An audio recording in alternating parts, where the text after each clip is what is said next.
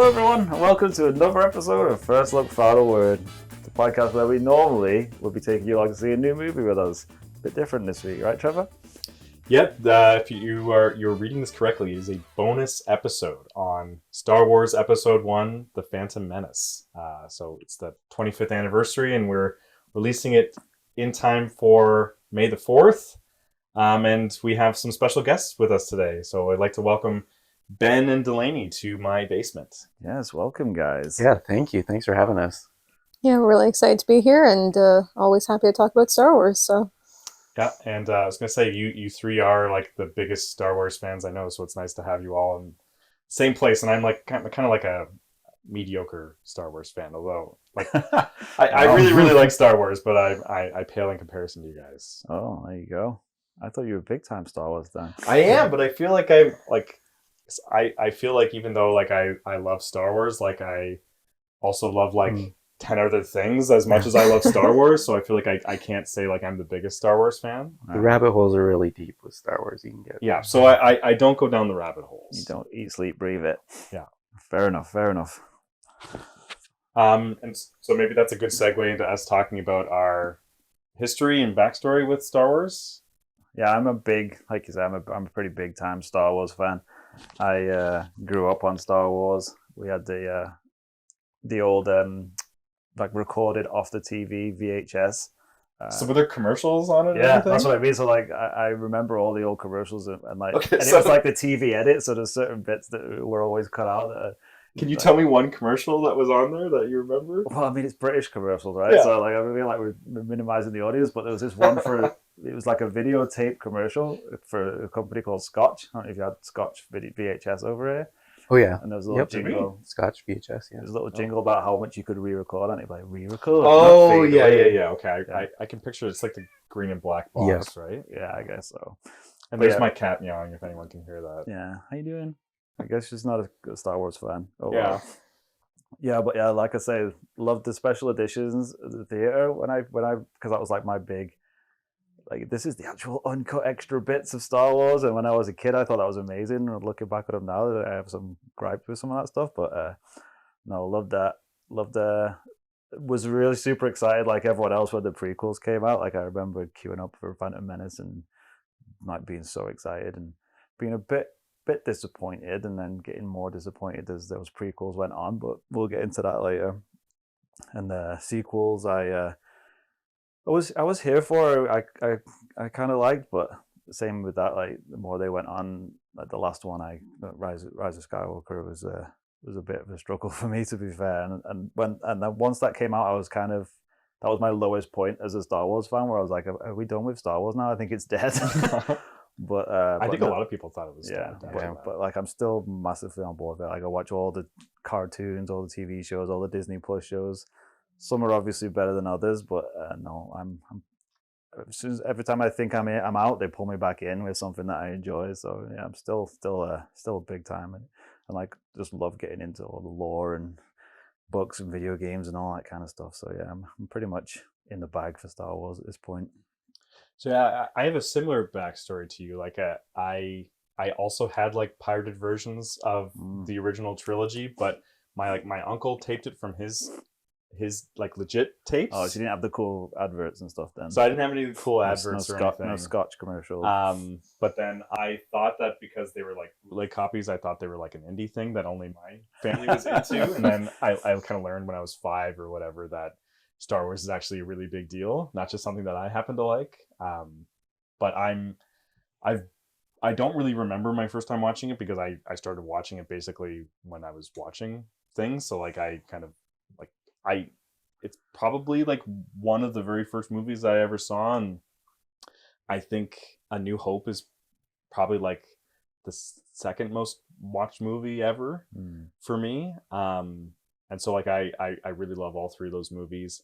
When the prequels came out, like I sort of liked them at first, and then I kind of like wavered a little bit, and though I liked Phantom Menace the most, and then kind of dropped off as the prequels went on. And then started enjoying the sequel trilogy as well, but then when that ended, it left a really bad taste in my mouth, and I haven't gone back to visit the prequels, but now they've aged really well Hmm. in my mind. So I'm quite curious to revisit this today. And then yeah, aside from that, like watch like all the Disney Plus shows. I'm especially a big fan of Andor. Mm. Read like a few of the books, though. Like I said, haven't gone like too deep into the lore outside of just like the mainstream stuff. So how about you, Ben? Yeah, so I think my first exposure to Star Wars was kind of a unique case. I was over at a friend's house. We were just playing toys in the living room. I was probably 5 or 6 years old, and the TV's just running. And for some reason, there's some behind the scenes footage from Return of the Jedi, and they're working on the animatronic puppet of Jabba the Hutt, and they're applying some paint or something to his mouth.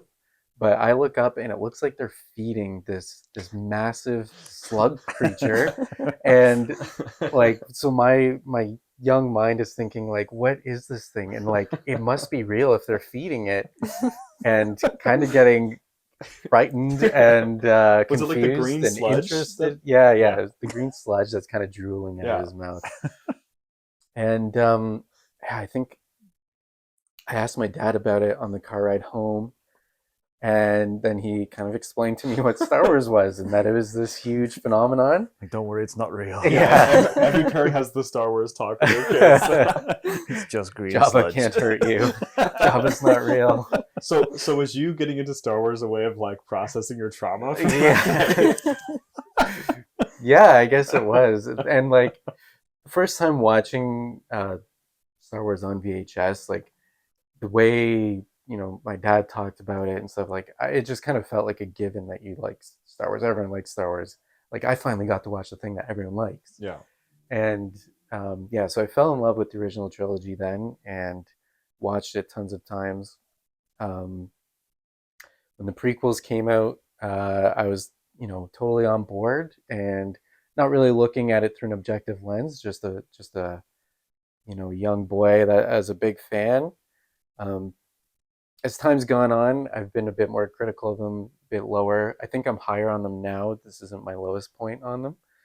But when the sequel trilogy came out, I thought, oh, like this has got to be better than the prequels. And it turns out it really wasn't. But did not kill my love for Star Wars.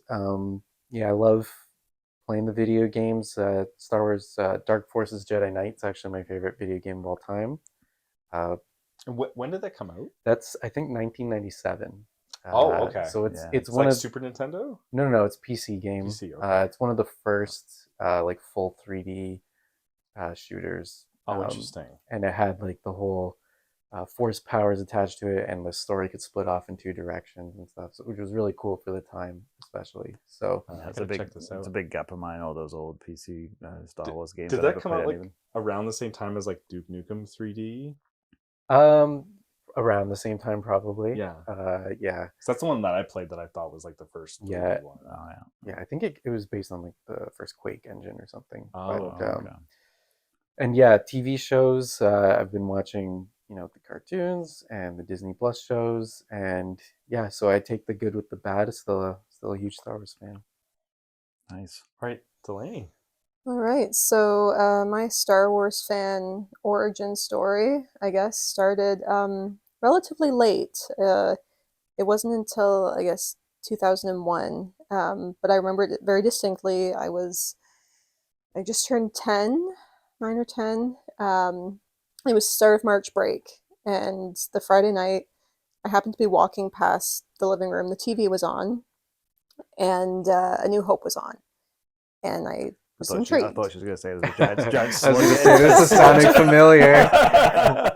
No, it was That it would've was A been New amazing. Hope. It was A New Hope. They were on the Death Star, and I sat down and I started watching, and I just got really, really into it. And my mom explained to me that it was the first movie in a trilogy. So the next day, she went out and she borrowed the box set VHS tapes of the original trilogy from a friend. And I spent the next 9 days of March break watching the original 3 movies over and over and over again. That's such a great feeling, right? It just was discovering fabulous. Something. It was This fabulous. is living. Love And at just first sight. the start of March break and having that whole week was really, really amazing. I also watched The Phantom Menace that week because at that point in time it had already come out. So when Attack of the Clones and Revenge of the Sith came out, I was already in deep by then, and I dressed up to see the movies in theaters, despite my tiny hometown having very little in the way of Star Wars fans. So my friends and I were definitely kind of the weirdos. But yeah, I was obsessed. I was hooked completely, and I never looked back. I read a lot of the books, the old, I guess what you would call legends now of the expanded universe. I like to say I kind of bypassed the whole young adult phase and the vampire phase because I went Yeah. from Star Wars kids books to Star Wars adult books. Um, Yeah, you're just like mainlining the real stuff there. yeah. For a So second I was like, did I miss a Star Wars vampire story? no, Well, there was I guarantee around the time of Twilight, someone pitched Star Wars vampires. there's Oh, some fan there was the Probably. there's fan Galaxy of fiction out Fear there. series. yeah, was I it? did They read might have had a those. vampire. Oh, geez. See, we There you have go. the right Vampires. people here. Yeah. It's like definitely. I don't know anything But about most of that while all stuff. my peers were reading, vampire books, I was into the Star Wars. It's different as a female Star Wars fan. I will say that because back in the early 2000s, it really wasn't marketed to women the way it is now. It was very much a boys' club. So a lot of the clothes I wore as a kid were Star Wars T-shirts. So they were boys' shirts, they were men's. I would wear these massive men's T-shirts that I was just swimming in because I liked Star Wars, and Yeah. they didn't really make a lot of Star Wars clothes for girls. So over the years, I grew my collection and eventually started to get more Star Wars, I guess, girl stuff. But I was perfectly content to wear boys' clothes for my entire childhood. I was kind of known as that weird Star Wars girl at school. Um, but yeah, I never really looked back. When Ben and I got married, we had somewhat of a subtly themed Star Wars wedding. Oh, nice. So it's always been a big part of my life ever since that first March break when I was a kid. I played some of the games, Star Wars Galaxies for PC, KOTOR, and pod racing on what console is that? We played that. You mean recently? We played that Yeah. on the PlayStation. Yeah, that was PlayStation. Knights of the Old Republic is like legit. Yeah, great. Yeah, yeah. You should. That's an check all-timer. that out. I know. That's I really really Yeah. need great. to play That- that. I never That's a played the classic. sequel, but I've heard it's like not quite as good. Well, it They depends. redid it too, right? The sequel is better as far as the story goes for a lot of people. Oh, interesting. Okay. But it is unfinished. It's an unfinished That's game. what it is. Okay. Yeah, the last couple hours or whatever are just very clearly unfinished. Haven't they been talking about doing a re-release of that too, like an upgrade? Yep. and- That's in development hell, Yeah, kind I think of. that's from kind what of I've in It's been like 10 limbo. years or something, Yeah, right? I don't think that's ever gonna happen. But like, just make a movie out of like, even like, I've just played the first one, but like that would Mhm. make a great movie in and of itself. Yeah, they're taking elements from it and Yeah. bringing them into the modern canon, which is nice. Acknowledging it at least. Yeah. But- Well, before we move on to the next category, do we want to do our rankings for Oh, dude, rankings. the Skywalker shit. saga 1 through 9. 1 through 9? Oh, man, I wasn't anticipating that. That's I gonna have be mine hard. ready to go, so I can go Oh, first. he's spinning Okay, that on yeah. us now. Okay. So I go 5, 4, 6, 8, 7, 1, 2, 3, 9. Sounds like we're giving out phone numbers. yeah, that was like, hold on, that was too fast. So Empire, A New Hope, Return of the Jedi, Okay. The Last Jedi, Force Awakens, Phantom Menace, Attack of the Clones, Revenge of the Sith, Rise of Skywalker. I think I got all 9 there. Okay. Alright. That's pretty decent. Yeah, I'm just thinking because when you rattled through them, that's probably the same as what I would say. The only thing that it's something I picked up that you said earlier that I find interesting is that the Phantom Menace is your favorite prequel, Yeah. which is probably like not the popular choice. No, like I remember like I I've said that exact ranking on like a Reddit list before, Yeah, and just people were like, just "What the hell? people flamed What the hell are you talking about?" Phantom So- Menace is 'cause the bottom. I feel like the popular consensus is Revenge of the Sith is the best prequel one, which Yeah. I can totally see people liking that one the best, but people seem to be a little flummoxed about someone who likes the Phantom Menace the most. Yeah, so I probably would not agree with you on that stance. I'm not a big. I don't think. While I enjoy Phantom Menace, the prequels in general, I went through this phase where after getting really into like the Clone Wars show and that sort of era of I really got into it. I was like, oh, they can't be that bad. These characters are all amazing. And then I went back and watched the prequels, and I'm like, oh my word, they're just different characters. They're in the Clone bad. Wars, so. They are bad. They've got awesome bits in, but they are bad. So yeah, it's tricky. So I wouldn't say for my like I agree with your first three, but I wouldn't say Phantom Menace. Well, where did you put Phantom Menace actually? I put Phantom Menace after Last Jedi and Force Awakens. So Yeah, okay. I'd probably I'd go with your 4 and 5 would probably be the same, but yeah, I probably wouldn't say Phantom Menace. I would say probably Revenge of the Sith would be up there before we get into Phantom Menace. But yeah, yours is just a pretty decent ranking though. You can't really argue with that. Like getting into semantics at that point, we can all just agree that some are better than others. I think. How about you two? Yeah, so I'll go 4, 5, 6. Interesting. I like A New Hope. Just you can't go wrong with the classic story. 4, 5, 6, and then 8, Last Jedi, and then I will go 1, 3, Phantom Menace, Revenge of the Sith. Oh, I also like Phantom Menace the most. I feel like it has the closest feel to the original trilogy in some ways, even though there's lots of problems with the movie as an entertainment product, I guess. But and then 7. 7's a well-made movie, but it sets the sequel trilogy down a bad path. Mm-hmm. And then 2, Attack of the Clones, and then 9. 9's just garbage. So do you have 9 at the end of your list? Everybody's got 9 at the end of the I also want to shout surely. out Rogue One for being a good one. That's actually high up on my list too. Yeah, like I Yes, don't know Rogue where One's decent. I think I would put it like just after Last Jedi. In like my overall rankings, I still haven't Rogue seen One? I still haven't seen Solo. You haven't seen Solo still? Yeah, It's and not bad. You've It's not ragged on bad. me about that before. That's why you're a like, mediocre Star Wars Gets a fan. bad Well, rap, no, I like, think. It started out. It's like a very deliberate boycott for my like. It's not really. It's a soft boycott at this point because I will watch it eventually. It's not really essential, I don't think. When it gets to my heart of like why like these movies kind of have an uphill battle for me is because like I have a problem with prequels in general. Yeah, that's fair.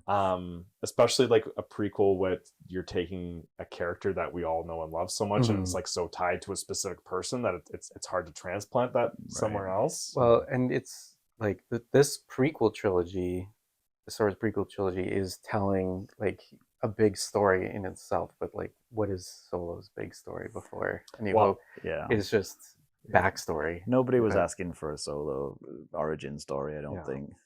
All right, Delaney, what was your ranking? See, this was a question I got a lot as a kid. It was, people's favorite thing to ask me is my favorite Star Wars movie or my favorite Star Wars character. And That's the next one. I always, my answer was always, I couldn't pick. I couldn't pick. It's like children. Exactly, Yeah. exactly. Yeah, I You know what you wouldn't mean, ask yeah. somebody to pick their favorite child, Depends on and how you feel in that day. I couldn't pick. I have a favorite child for sure. But yeah, I could just never pick between like with the original trilogy and the prequel trilogy. I was, I hardcore fan. I had the Star Wars is perfect glasses on, and I was never able to find fault in them at that time. The sequel trilogy I find kind of blurs together a little bit in my mind. I don't have the same like distinctive memories of each one. So I think I could say I would put those 3 below the original trilogy and the prequel trilogy. But yeah, I mean I always got a lot of hate because I liked Jar Jar Binks. And I definitely got made fun of a lot for that one. Well, it sort of makes sense in that, like, because you kind of discovered Phantom Menace the same week you discovered the original trilogy, right? So, Exactly. so all of that just like got put into your system as like, this is the canon. This is Exactly. That's so what I was that makes going to total say, because I sense. feel like the Star Wars that you grew up with is your favorite Star Wars, right? Like if Yeah. you grew up the same age, but like people who are a little younger who grew up on the prequels, like I feel like they just for the nostalgia value, right? Like that some people think the prequels are the best, and Yeah. you can't really argue. I mean, like I think a lot of people, most people will agree that the original trilogy is the best, but it's not like they were perfect movies. They had flaws for sure. Except for Empire Strikes Back, which is a perfect movie. well, it's not an Empire Strikes Back episode because we could get into that for the next hour. But yeah, But yeah, I have to wonder how like new people coming to Star Wars now, like how many of them are starting on 4? It doesn't really make sense anymore. yeah. True. Well, but I feel like if you started at 1,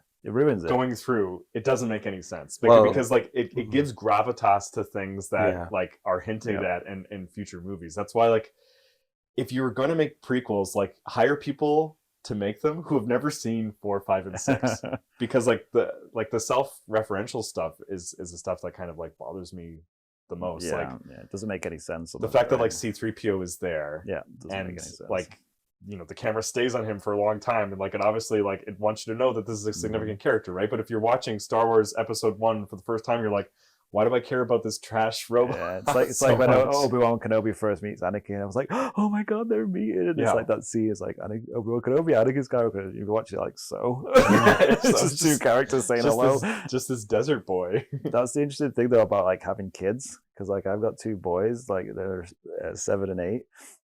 And that was the big thing. Is like, how do you introduce him to Star Wars? Which one do you play him first?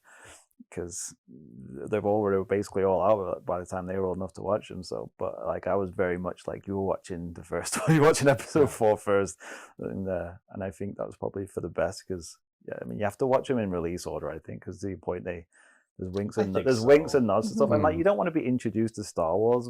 To Darth Vader in that. Well, with the where's Padme? My brother-in-law told me about like this, like if you can watch like the Darth Vader order, you watch 4 and 5, and you hear 5 the reveal of like, Luke, I am your father. Then you watch 1, 2, 3, and then you watch 6. Oh, that's I've heard of that. I've heard of doing it that way. Like I feel like I can kind of get into that. Like if you're viewing those 6 movies through the lens of like the tragic, you know, the like roller coaster ride that was Anakin Skywalker's life. Well, and you got to think about the big reveals in the original trilogy that would have been huge when they first came out in the 70s and 80s. The whole Luke, I am your father, the Luke and Leia are brother and sister. Right. Like those were massive reveals. And if you watch the prequel trilogy first, then you know those. Just a giant shrug. Yeah. Like, what's the point? Yeah, we know you're his father. Like, why are you making a big deal? No, that's a really good point. Like I feel like you'd have to go through by release order, right? But I would do release order. Would like a regular kid now like want to watch those older movies? I don't know. Well, I feel like he'd have to be like a psychopath to start with, like the sequel trilogy. Can you imagine just jumping right into that? That would be insane. Reverse order. Are there kids who are like 20 years younger than us who like that's their Star Wars? Yeah, and, like, Han Solo shows will be like, who's this old dude? Why do we care about him? He's struggling to run. So before we start the movie, Ben had this game he had prepped. Oh, we love a game. We love a game on this podcast. So Ben, do you want to give a little talk about this game you've prepared? Yeah, so Star Wars has like kind of an iconic way of naming their characters, and there's just names that feel like Star Wars names, and become a bit of a joke online in some cases. But yeah, I just came up with a list of about 10 names, and you will have to guess if they're real or fake Star Wars characters. Oh. Do we get bonus points if we can identify like what the origin? Yeah, where they're from. Yeah, for sure.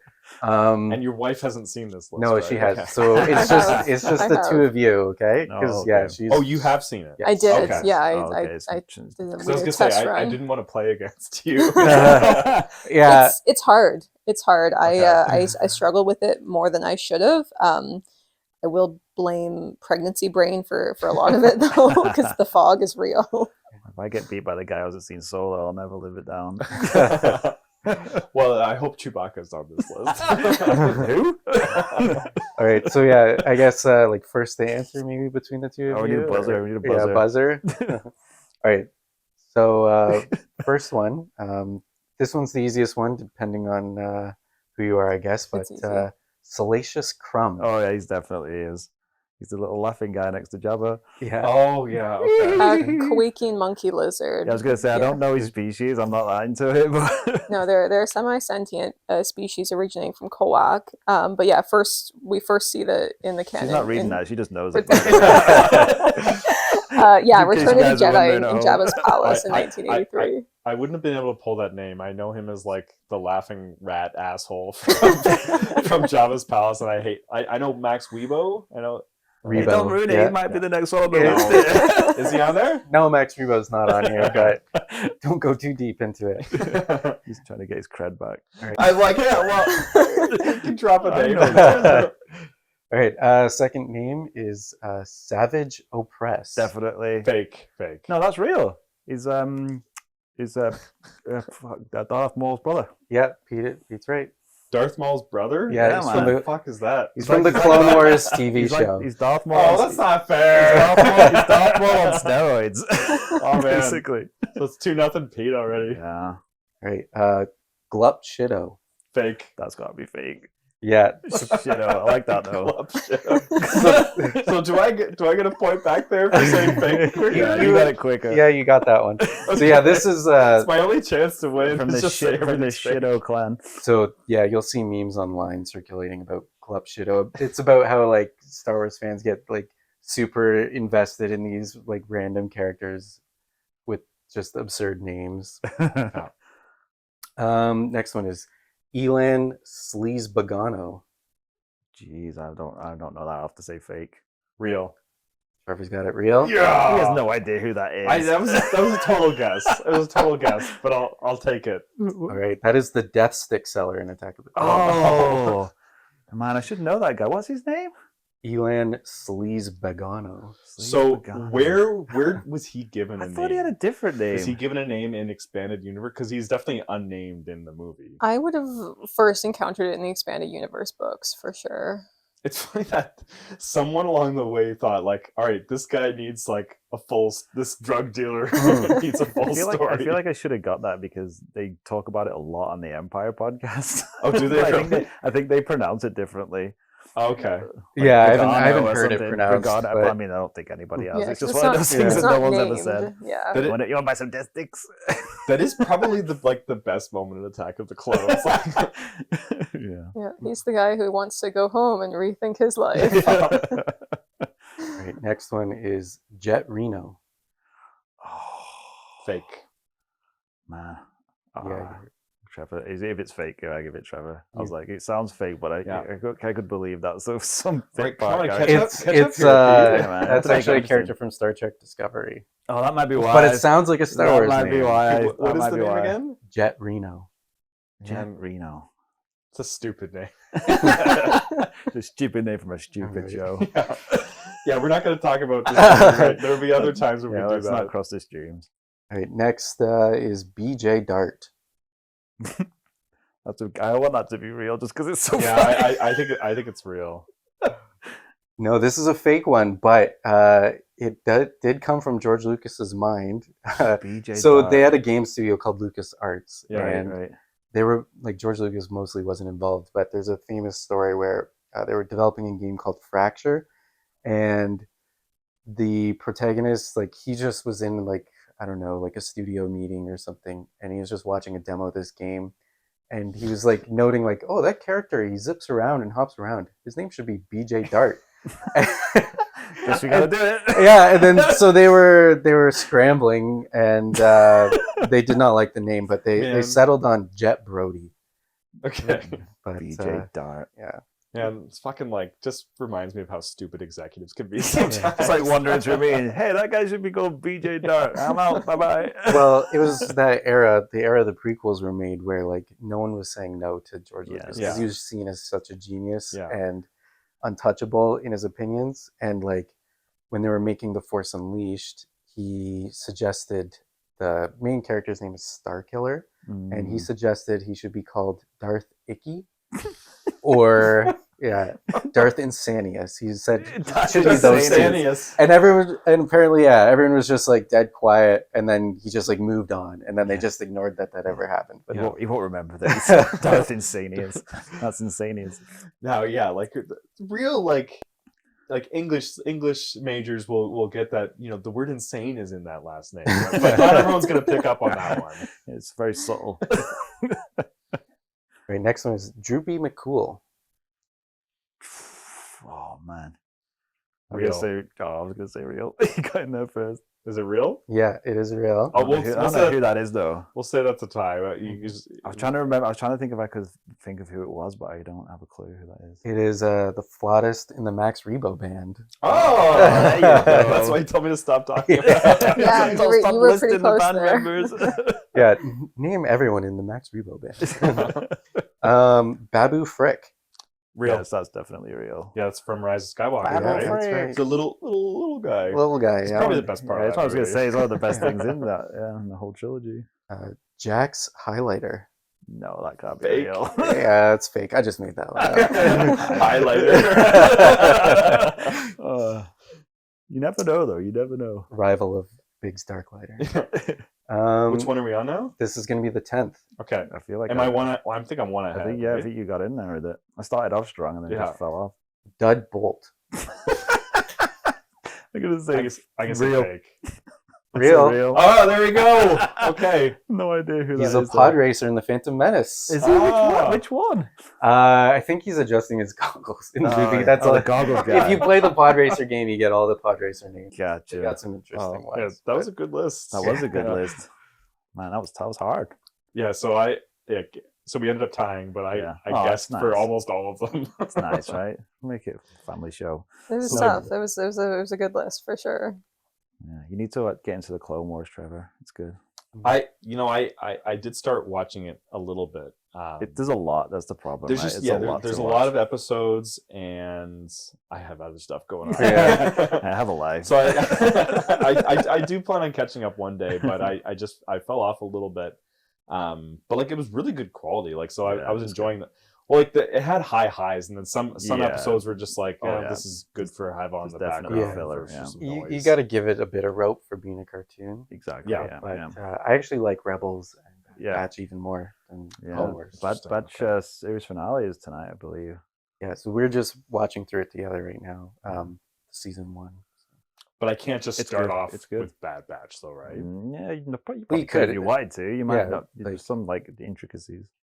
Yeah, it's all part of the full Star Wars timeline, but it's not Yeah. one cartoon goes straight into the next cartoon. Right. Okay. But yeah, It's not fully as tied in as like you don't have to watch one thing to get into the other. But I mean, we're just telling everyone to start with episode 4, so you Exactly, can start right. with whatever cartoon you you want. just start with Bad Batch if you want. Yeah. It's fine. Well, to be fair, it wasn't always called Episode 4. Yeah, exactly. true. Yeah. Well, it's getting on in the evening, so why don't we start this movie, and then Sure. we'll watch the movie, hop back on, and give our immediate reactions to. Like for me, it's been like 10 years. I don't know about you guys. Probably 2 or 3 we watched Yeah, through it's it. a couple of years. Yeah, I think similar to me. I think. Did you want My to kids do your are synopsis first? Oh yeah, so synopsis for Star Wars Episode 1, The Phantom Menace. Anakin Skywalker, a young slave. I guess he's the main character. Strong with the Force, is discovered on Tatooine. Meanwhile, the evil Sith have returned, enacting their plot for revenge against the Jedi. All right. One thing I will say about the prequels is that they're the best for like quotable and memes. Yeah, Oh yeah. They're just like they endless. they are. Now yeah. this is pod racing. There's just so many great quotes, but just like All right, so if you're new to the pod, then we're going to watch the movie, then come back on, give you our immediate spoiler-free reactions before we get into spoilers? I don't imagine I feel like anyone... we already spoiled it with that chat. We've been spoiling it the whole time, so maybe this will be the one episode we don't do spoiler-free spoilers review. for Star Wars. All right, so talk to you guys soon after the break. Yeah. See you guys later.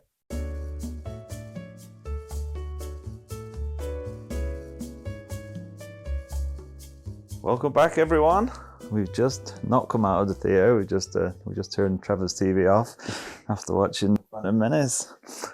All right, so yeah, what is everyone's first reactions to it? Well, not first, like 20th reactions to it. How many times have you two seen this movie now? Gosh, I don't know. I stopped counting a while ago. Yeah, that's probably like 12 for me, maybe. Yeah, I'm probably, I don't know, maybe a bit higher than that, but yes, probably around there. And like 40 for you, something like that? Oh, who knows? Maybe, yeah, who knows? How about you, Pete? I feel like mine isn't that high. I don't think I've watched that many times. I mean, I don't necessarily need a TV or a DVD player or anything to actually, kind of watch the movie. Oh, in you my just mind. play in your mind Just palace? absorb it. The mind palace. A little bit in the Mind Palace. So my wife did come down and watch the movie with us, but she fell asleep almost immediately. So, and she said like this would be her third time watching it. So, there you go. Would you say she's watched this like 2.25 times now? Yeah, it's too bad we couldn't get a cameo from the wife this time. So, does anyone want to offer their first thoughts on this watch? Yeah, so I think that was a big sigh. I think the movie starts out strong until Jar Jar gets in there. So it's about like the first 4 or 5 minutes. But Rude. Well, I find it like it's a little jarring because in my mind, Jar-jarring. it's a little jarring. When we started off the movie, I started wondering, I'm like, oh yeah, how do they get on the planet again? But they don't explain that. They kind of just like they just jump and they're like right in the middle of the action, like running away. And I find like they probably just didn't have like the best idea for how they're gonna get from like set piece to set piece.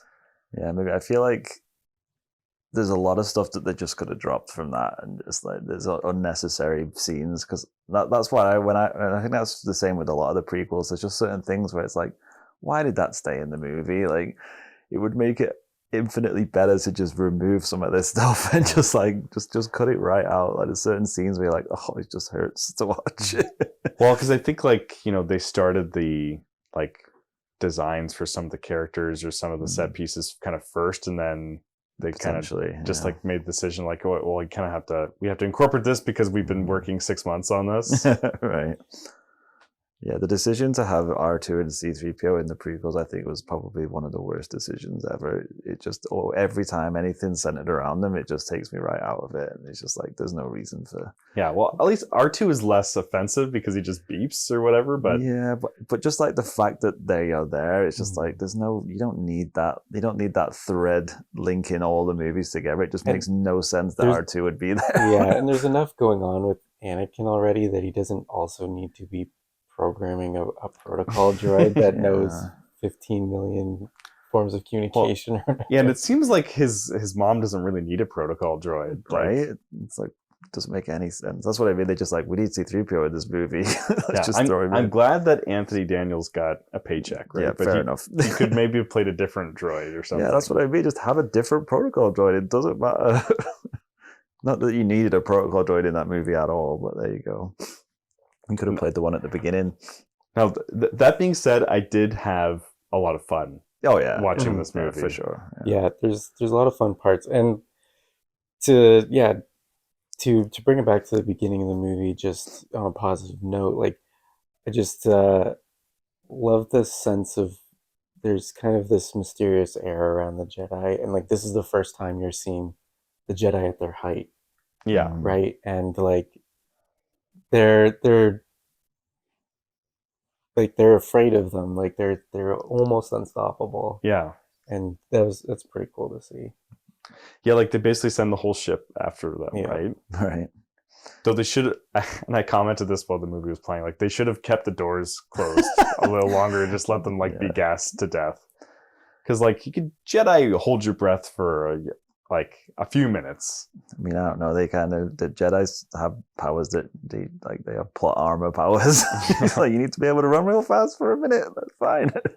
You can jump from 100 feet. Yeah, sure. Just don't do it again later in the movie, or ever again. Well, I love this movie. I know. I do. You guys I are all really wrong. do. It's always a lot of fun. I enjoy watching it. I enjoy the characters.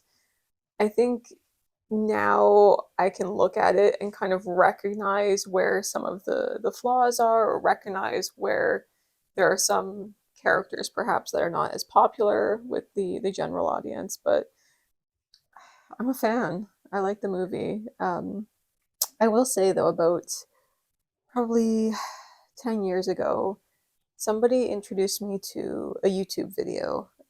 So I have to give credit where credit's due. I believe the YouTuber's name is Michael somebody, and he's from Belated Media, I think his channel is called. And he did a video called What If Episode 1 Was Actually Good? Oh, I've seen this. Have you I've seen seen it? it. Yeah. Yeah, and he makes a few minor tweaks. Yeah, because And that's a what couple I of meant. It's like, yeah, you suggestions. just change a few things here and there. I think it'd be a And much better movie. yeah, it really does kind of show you the potential for what the movie could have been. And again, I like it as is. Yeah. It's great. I grew up on it. I love it. But I can see this guy's point about how a couple of tweaks here or there could really improve the story.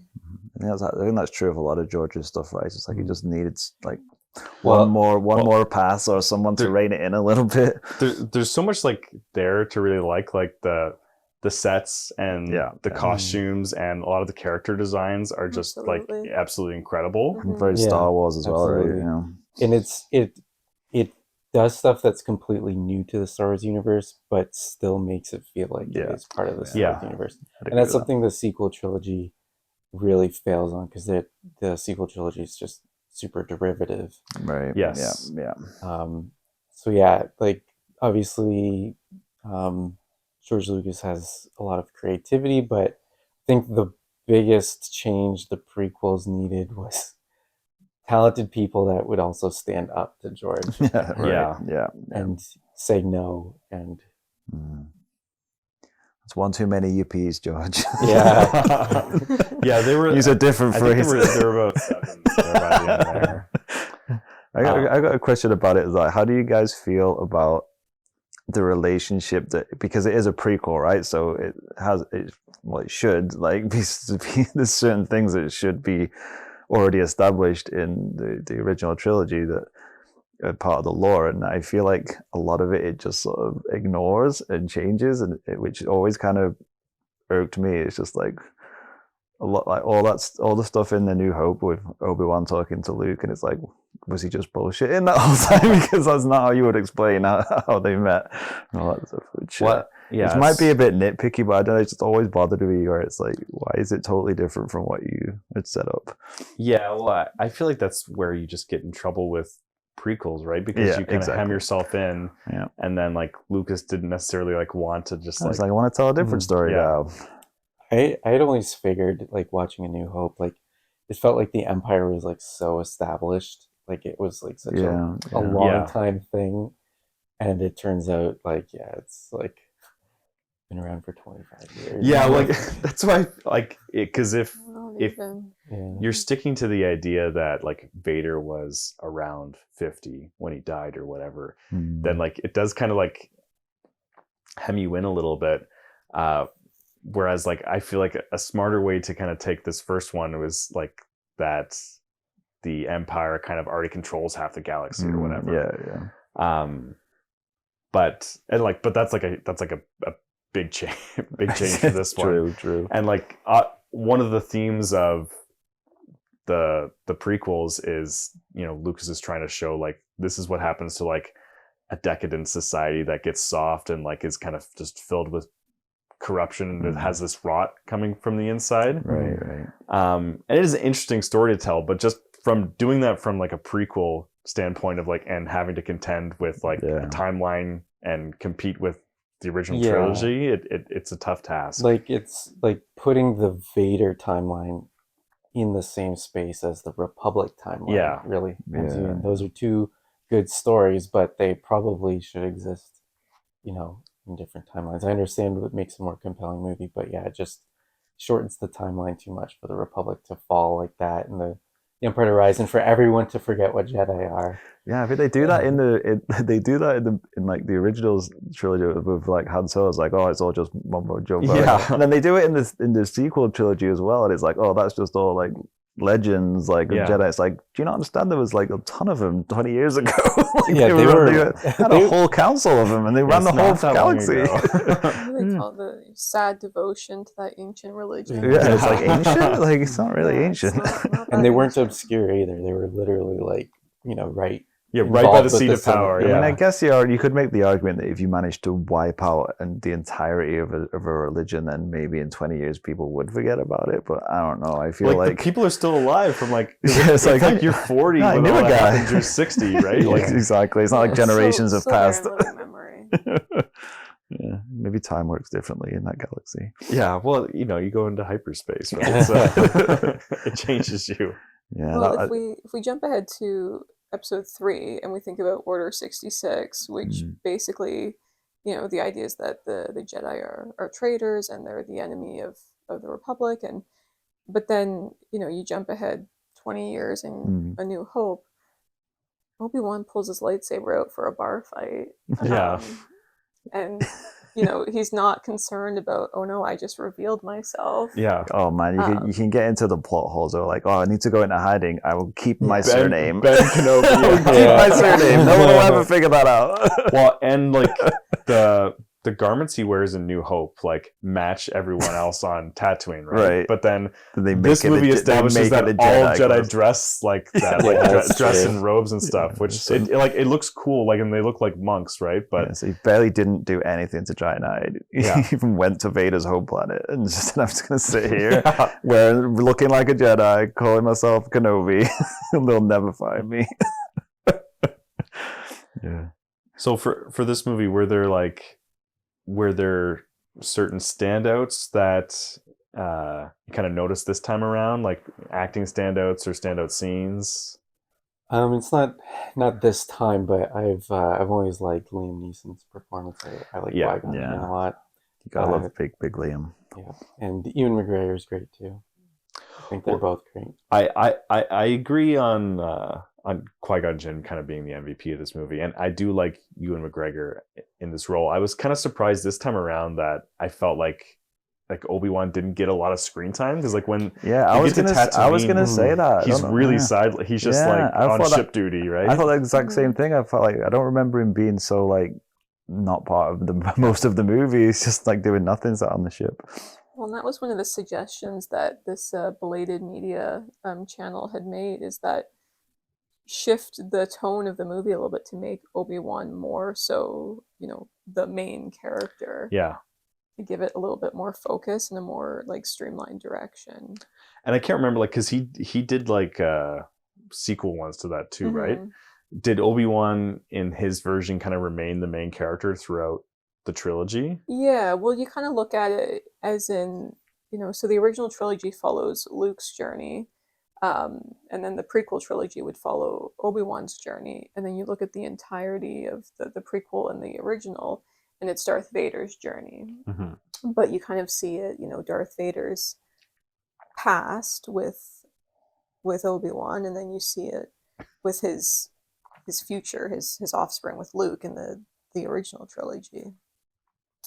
But it's a really great video. I recommend you go watch it if you haven't, because it's a lot of really good points, and I think that was the moment for me when my like fanboy glasses came off.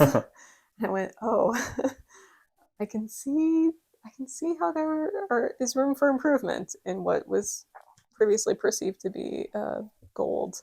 Yeah. So, well, in addition to like say story weaknesses, like I think this movie kind of ages badly, like year over year with some of the CGI choices that they made too. Like, because some of the stuff can be jarring, and especially like when you're comparing it to like, you know, some of the practical things that it's doing, that I think it does really well. Yeah, it's really stark, like, isn't it? When you see them next to each other. This CGI like at points just like does look really weak.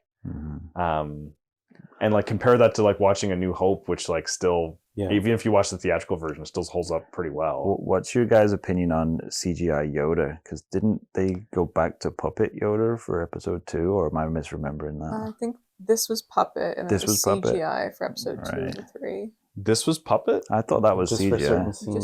Just for some Okay. scenes, Yeah, I think when he think. was sat in, when Like they sat in the council, I sitting, think he was a puppet. So when he was standing at the end. Yeah, when he was walking, he's pacing around. I think that's when they CGI'd him. Yeah, they go too far with the CGI stuff. They're too excited for this new technology. Yeah, I think that's exactly it. It gets like, worse as you get further into it. I think. Lucas is kind of just like a little boy with his toys, right? Like he just wants to show it off.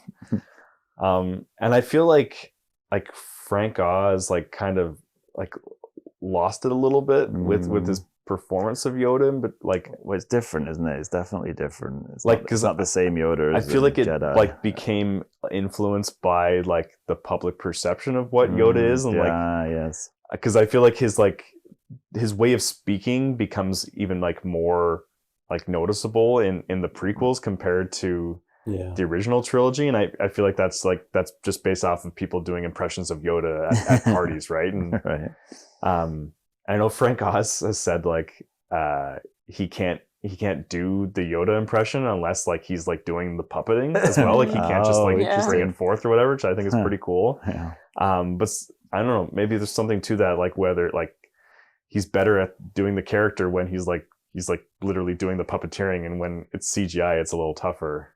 Yeah, that's a good point. Well, I think that was a problem, like more so with episodes 2 and 3 when they really went off the deep end with the CGI. Like, it's harder for all the actors to give genuine performances when they have nothing to work off of. Yeah. Although, like Liam Neeson, like snatching Jar Jar's tongue, I'm like, hey, that's pretty good, Liam. I don't know about that. I had an interesting bit of trivia about it, though. I don't know if you guys are aware, because it's funny, when we were just watching it before we hit record, we were talking about the theme at the end, the celebratory theme that plays at the end, and you guys mentioned that you had that playing at your wedding. And but it reminded me of an article, and it's actually, I don't know if you got the music for that music is based off of the Emperor's theme from Jedi. And it's like the same arrangement, but just done differently. Oh wow! Yeah, and it's like a secret thing that the sound designer did to be like, because it's actually Palpatine's celebration because he's won. Yeah, right. So it's like it's a really subtle like tie-in, which I think is just insane. Yeah, I love stuff like that where it's like deep dive. Nobody would ever know that apart from the composer who did it. Yeah. So I had a question around that, right? Because Palpatine did sort of win at the end, but then he would have won even more had the Federation kind of taken over Naboo completely too, right? I don't know, man. He's playing 3D chess.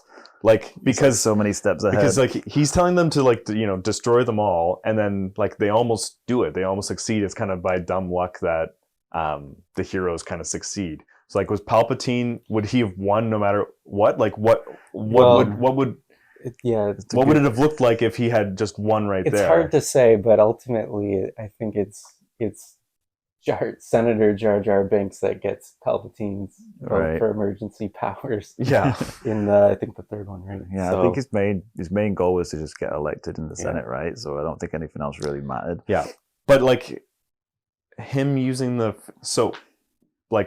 Federation kind of, like, whether they ended up winning that last battle or not was inconsequential. Yeah, it doesn't matter, Like, would his plans have been accelerated had they have won there? Who knows, man? Because Darth Maul's hanging out with the Federation guys too, and he like, where's Duke? He's on the hologram phone with them saying like, I want you to win this. I wouldn't assume that his plans are static and like it's just I think he's always adapting to the situation just to get That's what I mean. He has a main goal, and that's to position himself. Just cause chaos. To position himself in a place of where he needs to be, but everything else And he's just kind of making. I think he's orchestrated things so that he comes out on top kind of either way. Yeah, right. Yeah. I mean, and I think another like ulterior motive is he's now, he's keeping an eye on Anakin. And he even says, we'll watch your career with great interest. And I think that's some heavy foreshadowing there definitely. too, of course. Yeah. So I think, if Anakin can experience a victory in the the Trade Federation battle, that's something that Palpatine's going to use to his advantage later on. Right. Build up his ego, and he's always 2 steps ahead. Right. Yeah, that's it. Right. Well, we were talking about how difficult it would be for someone like watching this movie as their first movie. Yeah, exactly. There's so many things. Were you thinking about that going through it this time? Because the one part that really hit me was at the end when Yoda is talking about how there's always a master and apprentice, and then like the camera just like pans on Palpatine for a long time. Yeah. Like the poor person who watches Phantom Menace first and goes like, "Oh, I guess I guess he's a bad guy." Well, in saying that though, if you didn't already know, would it be super obvious that it's Ian McDiarmid playing both those characters? Because when he's like, "Oh, I'm an evil Sith," it's like I think that's the guy who plays the Even with the hood voice. Would it have been a better movie if he didn't have the hood? That's what I mean. He was just talking to them. It's a bit like obvious, and so you knew without a doubt that because I remember going to the theater and I didn't make the connection that Palpatine and the Emperor was the same kind of person. Like I just saw like, oh, that's just a boring politician guy. I'm not going to pay attention. Right. So like as a kid, I didn't pick up on that nuance. Right. So if you were like watching it as your first movie, you wouldn't either, right? Because you wouldn't be looking for it. You would. But yeah, then then you could say, oh, then it works on repeat viewings because when you figure out later on. Well, it works on a repeat viewings if you watch it when you're 10. Exactly. Yeah, you just want the cool pod racing and the lightsaber battles. Yeah. That's one of the, I think, like, the Duel of the Fate stuff is probably still my favorite lightsaber duels. But I think it just disappoints me that it cuts away to like one of the worst space battles ever. We've been like, I'm going to try spinning. It's like, can we just go back to the fighting, please? The lightsabers, please. Yeah, I would say that is probably like the worst space battle because that's like pretty Star Wars, right? It's having a ground battle and it cuts to a cool space battle, and because it's doing like the Return of the Jedi thing. It just doesn't work because we don't know any of the characters in space. Yeah, we form no relationship with them. What about the captain guy who taught him how to fly in that 5-second clip? There's no like sense of like the geography of the battle, like, and we don't really understand how Anakin got inside the shields besides like just like twirling. Yeah, I think they wanted to make out that he's like, oh, he's such a, like, because Obi-Wan said he was a great pilot when he met him, so it's like, let's say like, oh, he's so great that even as a kid he could pull it. So it's like, no, he just like dumb luck fell into this stupidest way I've ever seen of blowing up a space station. By and large, I like the climax of the movie, all these battles, but it's a thing that annoys me in a lot of movies, but it happens a lot in this one where so much of the victory just hinges on bad decisions being rewarded or just dumb luck. Yeah, dumb luck is it, right? That's with Anakin and Jar Jar. Jar Jar is just that personified, and he just like bumbles his way through the movie. Well, even like Padme going back to the planet, like that, it was a bad plan. Like it shouldn't have worked at all. No, I'm just gonna run around with a pistol and shoot things. Like that's a terrible plan. Yeah.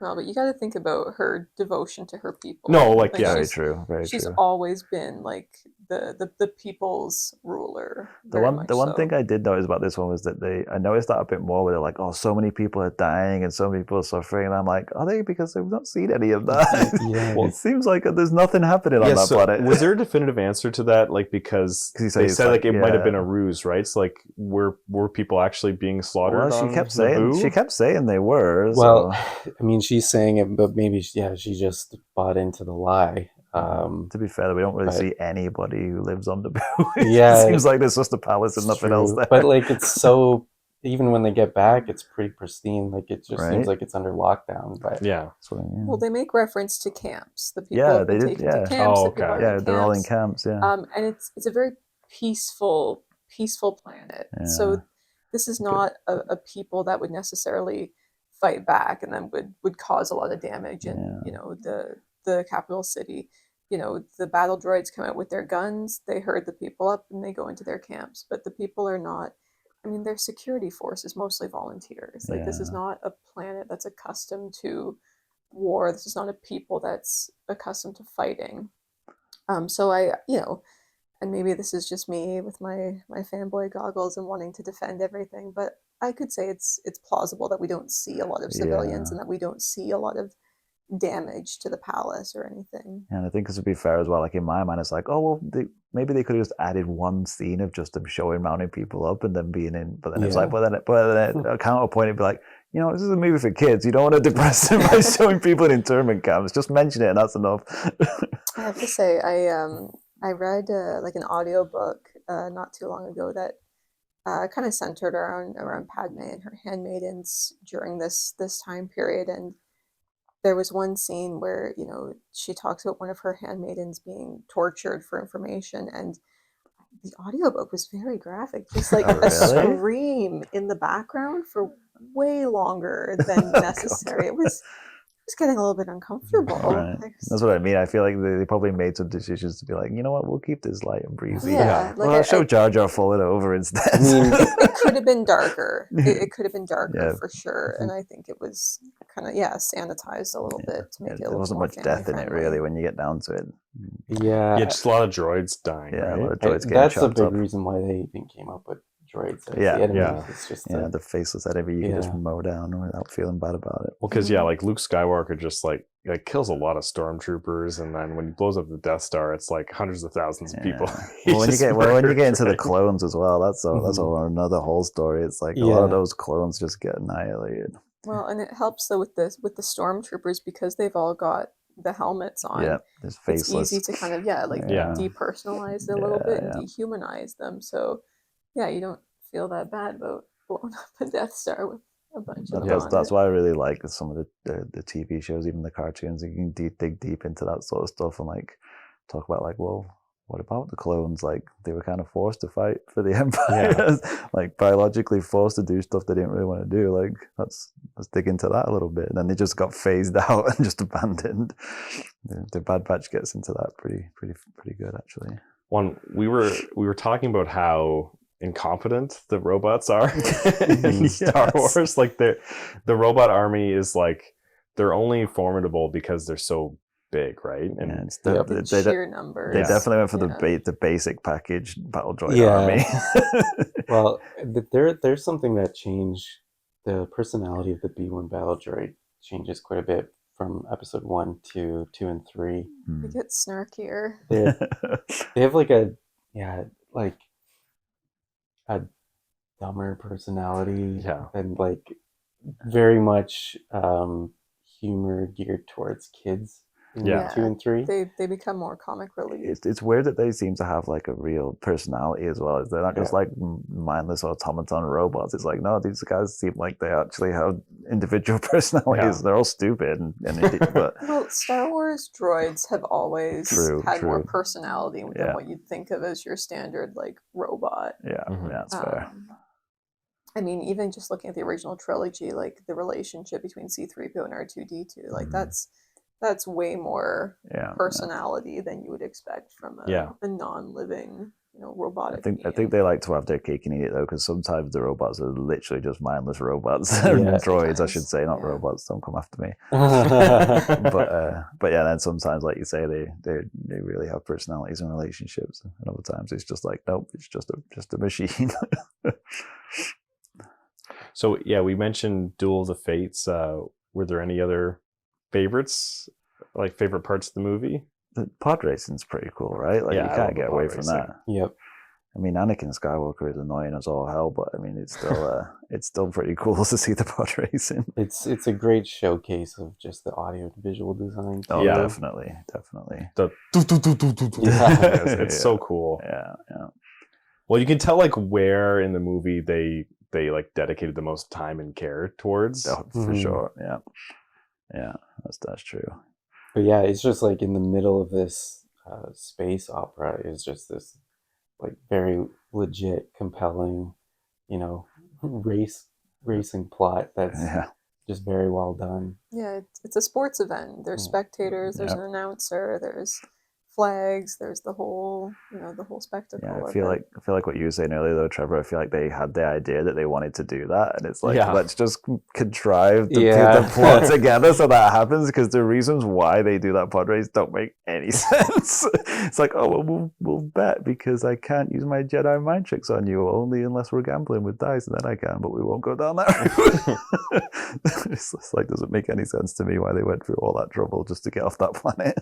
Yeah, because Watto is aware that he's a Jedi. Well, he says, right? "Do you think you're a Yeah, he's Jedi?" like, or what do you something. think you're a Jedi? Yeah. Yeah, Like okay. he's mocking him. Oh, so he doesn't really know that he's a Jedi. Yeah. I mean, he Okay. must though. I mean, I come don't on think now. he knows for sure, but Yeah. I don't think he really cares. Like what Watto cares about is money. Yeah, but he didn't put two and two together that Qui-Gon Jinn used the Force to manipulate the die. No, yeah. I'm still a bit unclear of what's the jurisdiction of the Jedi, because I Well- feel like I'm not just go in and just start being like, look, I'm an ambassador from the Council, Jedi Council. Like, just give me a ship. I'm gonna need to leave this planet. But they are in the Outer Rim though, which is not Yes. I guess territory so. of the They Republic. don't recognize the Mm. Republic. But they also do have lightsabers and can pretty much do whatever they want. Yeah. Well, yeah, and you are right. I guess in they're the supposed to be fact that peacekeepers, I suppose. It doesn't seem like Qui-Gon Jinn is very bound by the rules. Right? He takes the rule book and just rips it in half. when the plot dictates he has to be, then he is, right? Yeah. That's what I mean.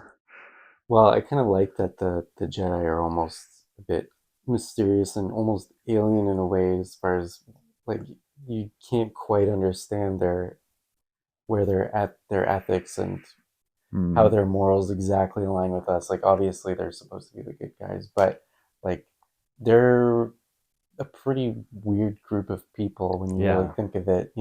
They take kids away from their families. Yeah, which is interesting because that's kind of like the overreaching plot of that whole prequel trilogy. It's just like they kind of lost their way. Like they say they're peacekeepers, but really, what are they actually doing here? Well, and that's why, and I like the movie The Last Jedi for the most part. I feel like it should have kind of gone further because, when I first saw the trailer, I thought that the movie was going to hint at the Jedi Order. What did it get us? It just brought us a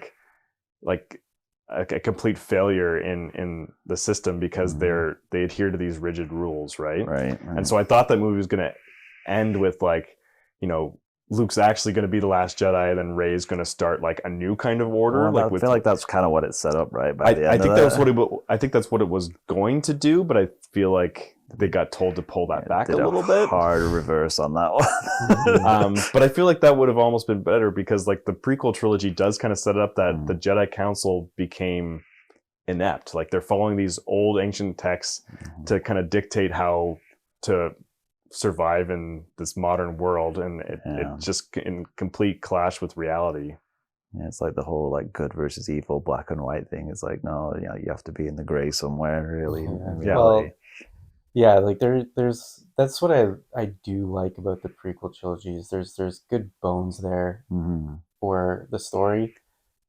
It's just the execution is a bit lacking at times. But totally agree with that. the themes are there. The bones of the story are there for sure to make a good set of movies. I feel that's why I love the Clone Wars TV show so much, because it's there's a great story already there. The movies have laid out the story. It's great, but it wasn't told, to your point, it just wasn't executed very well in those movies. So we'll just fill it out, flesh it out, and explain away some of the stuff that doesn't make sense and add some more interesting lore in there. When I feel like they needed to take some more takes with some of those actors of the scenes, right? Who do you mean? Who do you mean? A lot of reports from people on set are a lot of times George Lucas was just kind of up in Video Village, not really paying too much attention to how the actors are delivering their lines. It's how you kind of get Jake Lloyd. Which I feel really bad for him because I don't think it's his fault. I feel like he just needed some better coaching and then more patience, because that's how you get a good performance out of a kid actor. Is you say all right, we'll just do this take until we get it right. Bunch of times, we're gonna be patient with it. I feel like they just didn't do that and then kind of ruined that kid's life. It's good enough take. We'll move on. Yeah. There was some deliveries that just felt very unnatural, even outside of Jake Lloyd's performance. Yeah. Well, Yeah, so- and I think part of it too is the writing. oh god, yeah. Like, Yeah. how can you convincingly deliver the line "yippee" when Hippie. like Yippee. Yeah. it doesn't feel Yeah. natural. Yeah. So, Yeah, you're right. and Like, I mean, are you an angel? It's like it's just cringe no matter how you do it. Yeah. It's well, like- and like I've got some experience with just community theater and stuff, and sometimes I look at a script and you go, how do you deliver this line? And you really need something to work with. Mhm. yeah. And if the writing is poor, it's much harder to get a good performance of poor writing. Right. Yeah. Unless you're like a Harrison Ford or someone who can just get by on like Sure. pure talent, charisma. But yeah, so I mean, like, some of the acting leaves something to be desired, but I think some script tweaks and some adjustments to the dialogue might have maybe helped those actors kind of deliver a Yeah, little I agree better. with that. I think it gets way worse in episode 2 and 3 as well. Yeah. Some of the stuff in those movies is like, wow, how did this get past the first draft? I don't like sand. But you're right though, like a pro like Harrison Ford or whatever can kind of Yeah, because didn't he like make say a meal like, out of anything, He but say say- you can write this shit, but you say- can't say it. yeah. Same for Liam Neeson though. Like he didn't really true. sound silly saying anything, and like No, he it's a like lot of silly a lot of shit the he midi said. chlorian stuff was on him and Ewan McGregor, Oh. and like the silliness of that is not on those two actors, right? It's just in the script, and like they really sell that very silly concept. It's true. That might be the worst addition to Star Yes. Wars Yeah. is the midichlorian stuff, especially particularly in this movie. Well, I would say very particularly the Immaculate Conception. Like what were they thinking? Yeah, the one line where it said conceive, I don't think I remembered the line in previous views of that where they said conceived by midichlorians. I was just Yeah. like, oh my god, that just sounds ridiculous. Just call it the Holy Spirit, why don't you? Like, but yeah, seriously, like the Force is not God. Like it's not like the Force is the energy of the universe. It's everything. Like it's not going to impregnate a woman. It's like tiny, it- it's Well, tiny things yeah, that live in we- your blood, actually. I That's mean, it all would it is. make more sense if the Force was God, but now it's a bunch of bacteria. Yeah, that you can talk to. Yeah, it's but plot hole. they're having it both ways in Yeah, this movie. exactly. Exactly. Like it just kind of sounds like it's just like a spontaneous cluster of bacteria like impregnated a woman by accident. Yeah, Oh, twisted. nice. That should be on Wikipedia in the synopsis. Yeah, that should be the IMDb synopsis. Immaculate Conception by bacteria. Anakin Skywalker, the product of a gross bacteria infection. A freak accident. All right, like any other last thoughts on Star Wars Episode 1, The Phantom Menace? No, good movie. We can all agree it's a good movie. It's a great movie. It's definitely enjoyable. Like being not in the top 5 Star Wars movies is it's not a slight on anybody. I don't think. Yeah, that's a good point.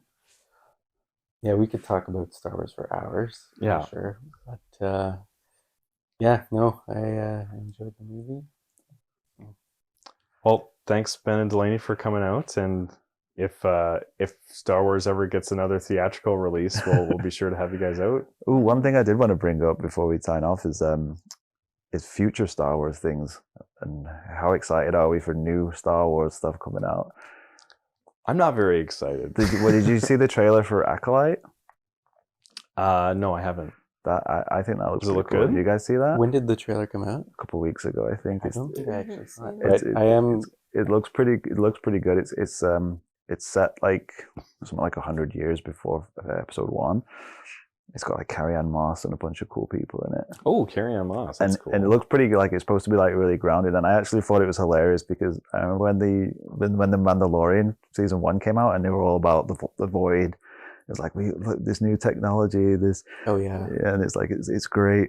And then and people thought it was amazing. And then Obi-Wan came out and I was like, don't ever use that again. It's I know. horrible. So when they released the trailer, like they specifically said, this is all on location shooting. It's all sets. It's none of the void. It's just like, wow, that was a sharp turn. Well, I think Andor was location as well, right? Yeah, Yeah. they actually mentioned like And it's now more like you Andor. can They actually feel said it. that. Yeah. So yeah, I keep an eye on all the new releases still, and Yeah. yeah, I'm excited for Acolyte, Andor season 2. Yeah, and they're gonna end it with season 2 Yep. as well, Oh, which are they? makes me sad, but also respect them as artists that they would do that. What about bringing Ray back for some continuation of Ray's story? They're supposed to be doing. Is that in the cards? Oh yeah. Okay. They brought Ray. Oh, you're they really brought- switched in. Brought Daisy Ridley back to do more movies. I mean, that's what it is right now. However, that'll ever happen. Well, like, yeah, like a lot of Star Wars projects get announced, but then never come Yes, to that's fruition. definitely right? true. I'm kind of disappointed that Rogue Squadron's not happening, because I Yeah. feel like that's Yeah. just like such a layup, right? Because It seems to be right. Top yeah. Gun Maverick was a sensation, right? And like to do that Oh, can you in imagine? space, Can you like, imagine? like, Yeah. why did would Top you Gun in not? Why would you space? not want a whole Oh, movie with man. Rogue Squadron? Okay, I'm sold. Let's do it. So, and the theatrical release we are getting is The Mandalorian and Grogu. Yes, which I'm still excited for. I feel like I could do well on that. I will go and see it. Like, I'm a Star Wars fan. I'll go see everything. I just feel like that's just like such the most obvious choice, and like I can't really blame them. They want to go for the safe bet. Yeah. Well, I think they just they earned it with all those Disney Plus shows. I think they did. I mean, not that they're all great, but Mandalorian, and we won't talk about Boba Fett. But How did you two like the recent episodes, like recent seasons of Mandalorian? It was good. It was enjoyable. I mean, I like anything Star Wars. For me, I find that there's a definitive quality difference in the Star Wars shows depending on who made it and why. And I find that there are some shows that you can just tell are made by Star Wars fans for Star Wars fans because they like Star Wars. Yeah. And then there's some other shows or cough movies that are made by like corporate executives, yeah, definitely. who don't really care about Star It's Wars. like, you know that you love that character, right? Well, Yeah, there's a and whole show for him. But it just feels like they're being made by corporate executives for the mass audience who may or may not be familiar with Star Wars for the purpose of making money. And so whenever I hear about a new Star Wars project, I'm always kind of cautious because I'm like, is this going to be one of those like just mass produced cash Is this cow? the good Star Wars or the Yeah. bad Star Wars? Or is it going to be that that artistic quality storyline that we all fell in love with to begin with? I think there's something to be said as well for just being too much. Like I think there was Saturation. too Yeah, much. It was oversaturation way market. oversaturated for a minute there, where they were just pumping it out, and it was like, you guys need to take a step back. I respect that they recognize that they needed to did. pump the brakes. They did.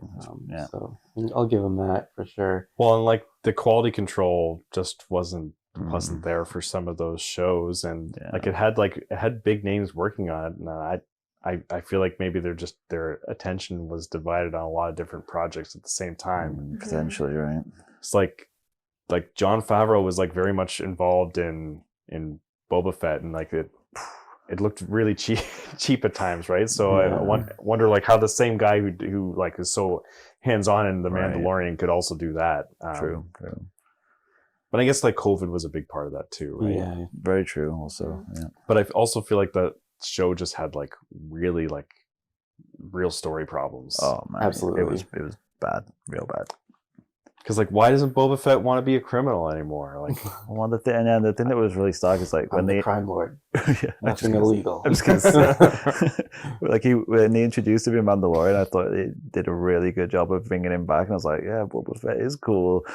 And then when it's like, I'm up for his own show, and then it was like, what is this? This is not Boba Fett. He's just walking around. Yeah, going back to Mandalorian, there's been a drop off since season 1. I think I did like how season 1 kind of set up as kind of like this episodic adventure thing that they kind of got away with the larger plots. But I thought the perfect spot to end that series was handing Grogu off to Luke. Yeah, I agree. Yeah. With That And would have that been a would have great been ending. you end the Mandalorian story, you start someone else's story. Yeah, Mhm. I always thought it was hilarious how they ended that season of Mandalorian and he gave Grogu away, and then the start of the next season of Mandalorian they were back together. I know. Because Yeah, it was all 'cause in it a happened in different. Boba It was Fett. all in Boba Fett when they go back together. It's like if you just watched Mandalorian, you'd be like, "What the hell happened here?" But that's one of those examples that feels like it was more of a marketing decision. Yeah, it's like we need to put Grogu and Mando Yeah, back together. because that's what's Like, selling. do you know how many Grogu like dolls sell? Oh, Like, we man. gotta Yeah, get those yeah. guys it's together. on the dolls, it's What on do the you mean? lunch What do you mean they're boxes, not it's on the together anymore? sweaters. Yeah. So that's something that feels like they went for the money rather than for the story.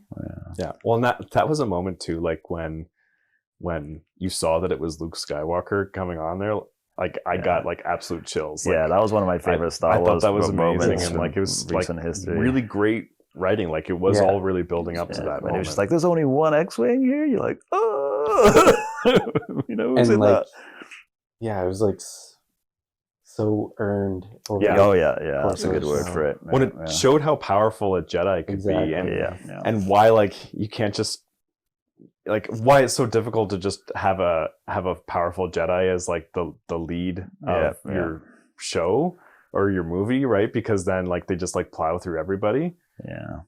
So it Star Wars does work the best in the original trilogy when he's still like learning to be a Jedi, true, right? True. Yeah, that's a good point. All right, is that it for Star Wars then? Like yeah, like I said, now. we could talk forever. I know, right? We can talk into tomorrow, but I guess we Good. should probably Well, wrap it up then, eh? Thank you so much, Ben and Delaney. Thank you for Yeah, having this has been us. awesome having you this guys was a lot on, of yeah. fun. Yeah, thanks for having us. Yeah, so showing us up with your Star Wars knowledge. Yeah, you guys couldn't hear all the comments while the movie was on, but it was like encyclopedic knowledge of Star Wars over here, which was awesome. And she was worried that she was forgetting everything too. There were things I forgot for sure. Like the middle name of the DP's grandmother.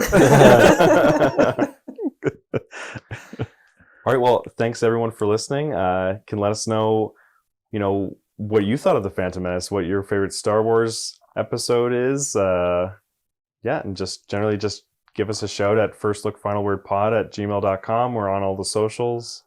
Yep. Tell all your Star Wars friends about us.